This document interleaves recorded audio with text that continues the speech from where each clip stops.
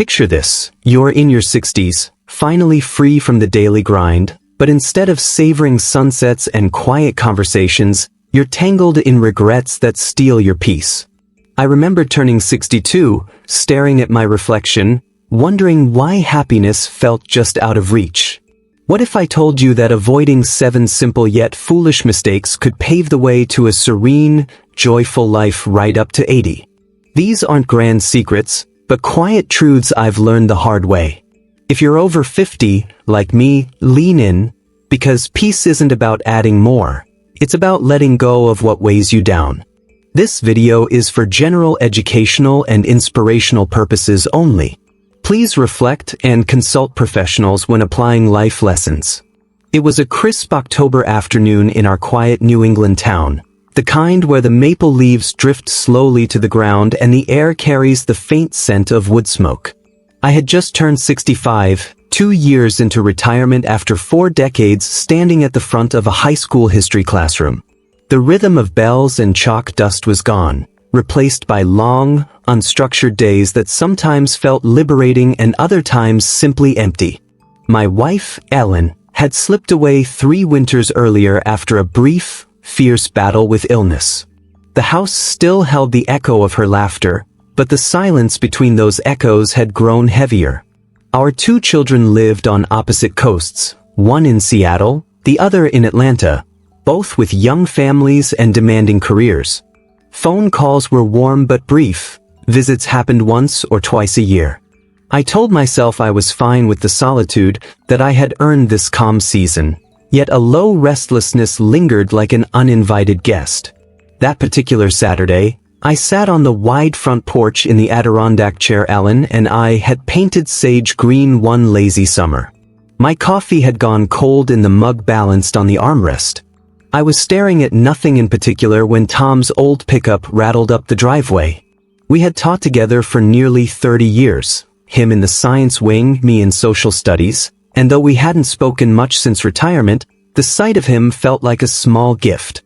He climbed the steps slowly, knees announcing each movement, and settled into the chair beside mine without preamble.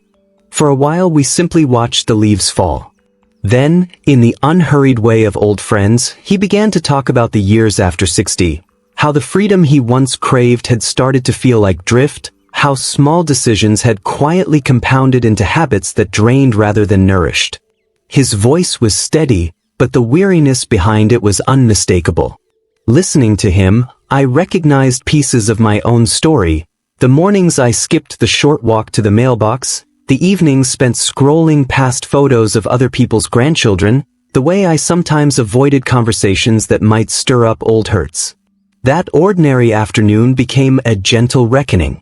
It wasn't dramatic, no thunderclap of revelation arrived. Instead, a quiet awareness settled in. These middle years were not a waiting room for the end, but a final stretch of road where the choices we make determine whether the journey feels peaceful or simply endured. As Tom leaned forward, elbows on his knees, the words came slowly, each one carrying the weight of years. He described how, after 60, he had let 7 quiet, foolish choices erode the peace he once assumed would arrive automatically.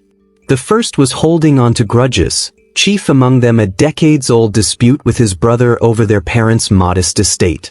What began as a principled stand hardened into silent resentment.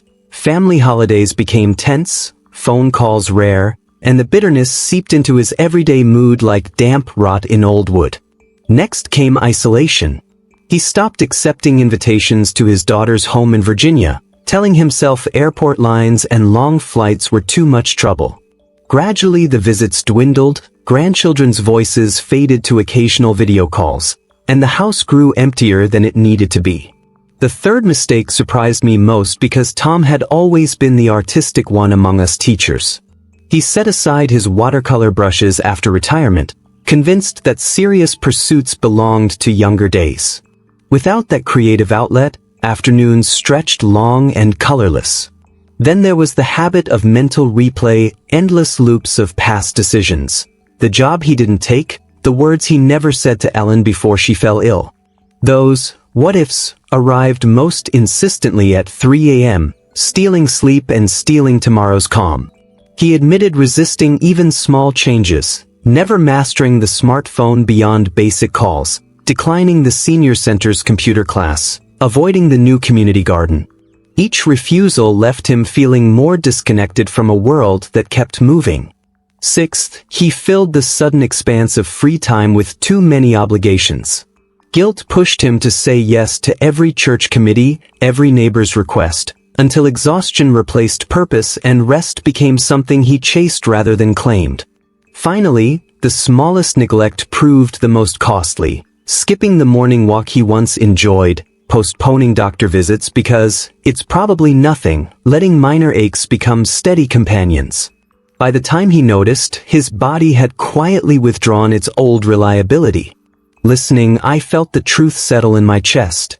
These weren't dramatic failures or moral lapses. They were ordinary, almost innocent choices that, repeated, quietly dimmed the light of these later years.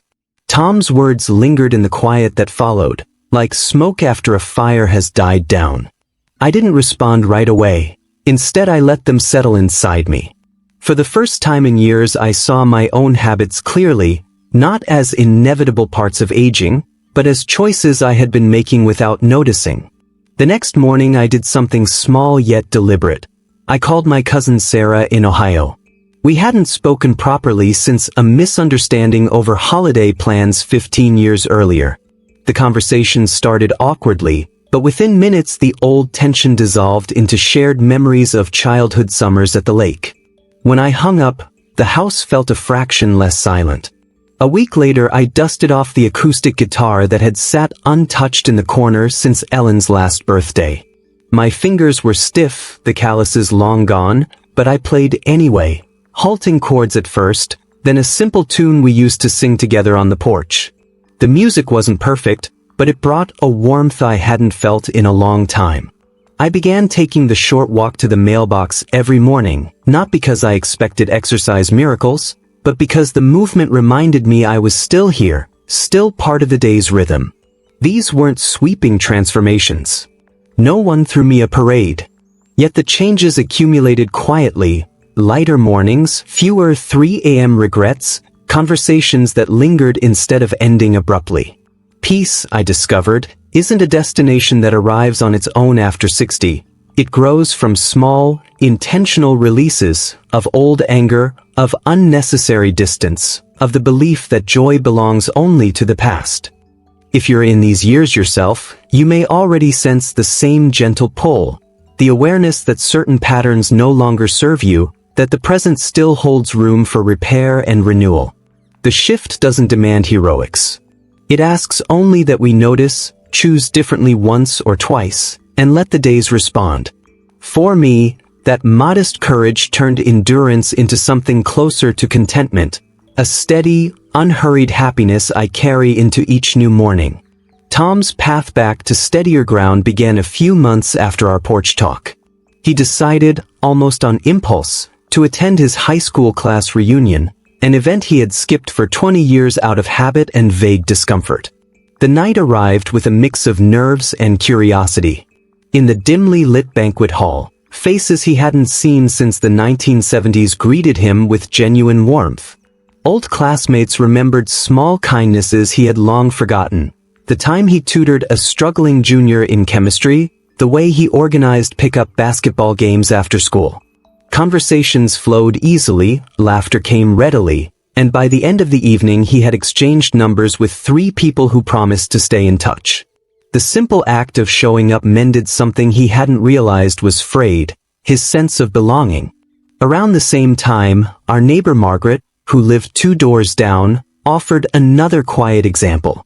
At 71, she had avoided routine doctor visits for years, telling herself the occasional dizziness and shortness of breath were just old age catching up. Pride kept her from asking for help. Fear kept her from facing facts. One winter morning, after a particularly bad spell, her daughter insisted on driving her to the clinic. The diagnosis was manageable: mild arrhythmia, easily controlled with medication and a few lifestyle adjustments. Margaret started a gentle daily routine: short walks around the block at dawn, lighter meals, and regular check-ins with her doctor. Within weeks, the fog of fatigue lifted. She told me later that admitting the need for care wasn't weakness. It was reclaiming control over the quality of her remaining years. These weren't tales of dramatic rescue or overnight miracles. They were ordinary turning points, moments when someone chose connection over withdrawal, attention over avoidance. Each one illustrated the same gentle principle. The foolish mistakes after 60 often thrive in silence and inaction. A single step toward repair, a phone call, a visit, a modest habit, can begin to loosen their grip, letting light back into days that had started to feel shadowed. Tom's honesty that autumn afternoon became the quiet catalyst neither of us expected. What started as casual conversation on the porch turned into a shared commitment to do things differently. He began reaching out to his brother with short, careful messages.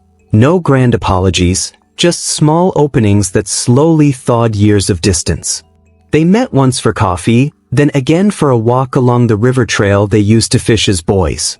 The old wound didn't vanish, but it stopped defining their days. He started attending the senior center's weekly art class, bringing his watercolors back to life one hesitant stroke at a time. The paintings weren't masterpieces, yet they filled his living room with color and gave him something to look forward to each Tuesday. For my part, the changes settled in gradually and stayed. The guitar came out more often. I learned a few new songs and even played them for my grandchildren over video calls, watching their faces light up on the screen. I made space in my calendar for rest instead of filling every hour with tasks. Mornings now included that short walk, sometimes extended to the park where I sat on the same bench Ellen and I once shared, letting the present moment be enough. These adjustments didn't erase the losses or rewind time. The house still carried its quiet echoes, the children remained far away, and the body continued its gentle slowing. Yet the atmosphere around me shifted. Regret gave way to acceptance, isolation softened into connection, and the days felt less like something to endure and more like something worth savoring. Peace arrived not as a thunderous arrival but as a steady companion, unhurried, understated, and deeply welcome. By listening to Tom and acting on what we both recognized, we reclaimed the later years from the shadow of those 7 foolish mistakes. The road to 80 stretched ahead, no longer weighed down by avoidable burdens, but lightened by choices made with clearer eyes and gentler hearts.